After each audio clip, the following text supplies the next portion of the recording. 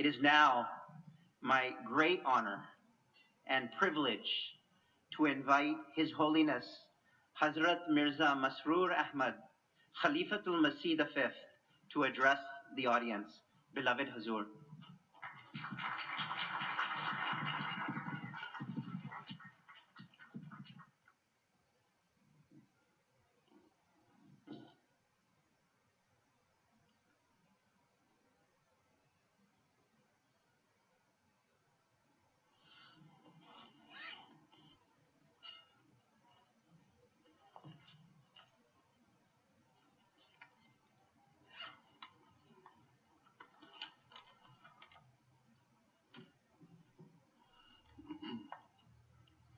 Bismillahirrahmanirrahim.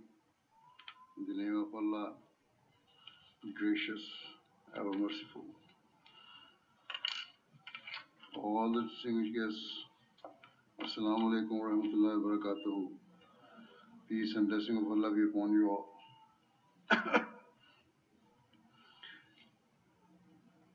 I would like to firstly take this opportunity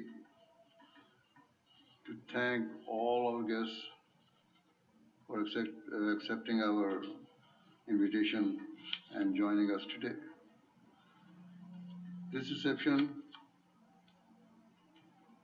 to mark the opening of our new mosque, which will serve as a place of Muslims to worship Allah the Almighty, is a purely religious event hosted by an Islamic community.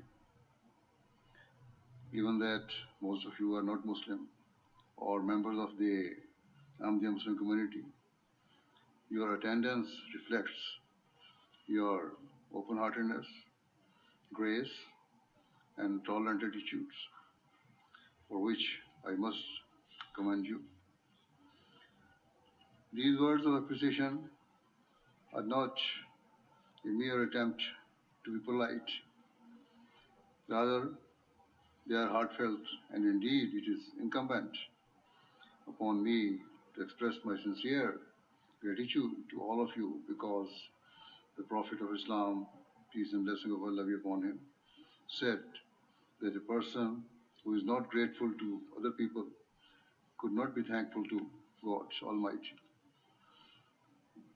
As Muslims, we believe that Allah the Almighty has granted us the ability and means to build this mosque. Therefore, we must express our gratitude to Him, and in reality, genuine gratitude to Allah is only possible when we are also grateful and appreciative to His creation. From this perspective, to thank and honor all the guests is a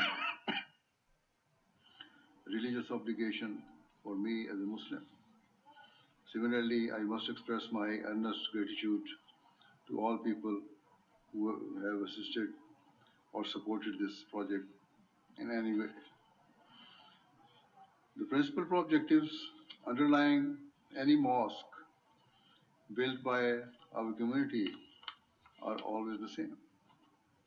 Firstly, our mosques serve as a place for our members to congregate, to fulfill their religious duties of worshipping God Almighty. Secondly, our mosques enable us to serve God's creation and to propagate Islam's teachings. It is a source of immense sadness and regret that in this era, Islam is considered by many to be an extremist and intolerant religion. Quite possibly, some of the local people in this city may harbor concerns or fears about the opening of this mosque. Indeed, when we have built mosques in other places, some people have expressed their fears or reservations that the new mosque and the increased presence of Muslims might be to the detriment of the peace and security of their town or city. If anyone holds such concerns, I wish to immediately reassure them that a sincere Muslim who understands and values Islam's teachings can never act in a way that defames or misrepresents Islam and can never be a cause of grief or distress for non-Muslims. Accordingly, let me very clearly state that this mosque will never cause you or your fellow citizens any harm or distress. Rather than sowing seeds of discord and disharmony in society, this mosque will serve as a unifying force for good. This mosque's very purpose and objective is and will always remain, God willing, to be a source of everlasting peace and a means to foster love and mutual respect amongst the people of all faiths and beliefs. This is our commitment, not just here, but wherever and whenever we build a mosque in any part of the world. For all Muslims, the most revered and honored place of worship is the Holy Kaaba, the sacred house of Allah in Mecca. Indeed, it is in the direction of the Kaaba that Muslims worldwide turn to worship and pray. The Kaaba was founded and built on the instruction of Allah the Almighty to convey a universal message of peace and security for people from all walks of life and nations. Whilst mosques are built to face the Kaaba, it is not just in terms of physical direction that they should follow the Kaaba.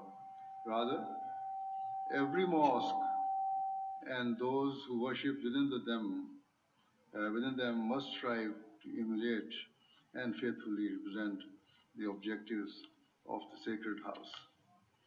Alongside worshipping Allah, the other key objective of Kaaba and therefore of every mosque is to be home to those people who are open-hearted, gracious, benevolent, and who convey a message of peace, reconciliation, and goodwill for all mankind through their words and deeds.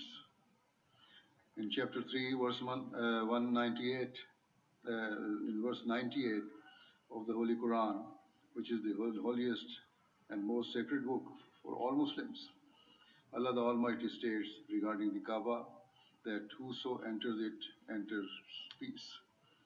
It does not mean that merely visiting the Kaaba or offering a prayer in its vicinity will guarantee a person a life of peace and prosperity. This verse actually stipulates that a true Muslim is he or she who seeks to fulfill the purpose for which the Kaaba was built, by striving to abide by Islam's teachings at all times. Fundamentally, the words "whoso enters it enters peace" demand true worshippers of Allah the Almighty to pay great attention to fulfilling the rights of other people and to afford peace and security to all humanity.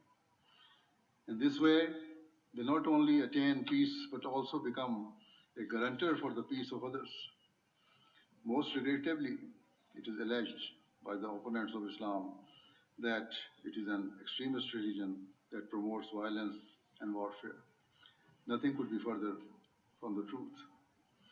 Islam's teachings do not permit Muslims to engage in warfare or resort to the use of force except in the most extreme circumstances, where war is waged unjustly against them and there is direct attempt to destroy and eliminate Islam.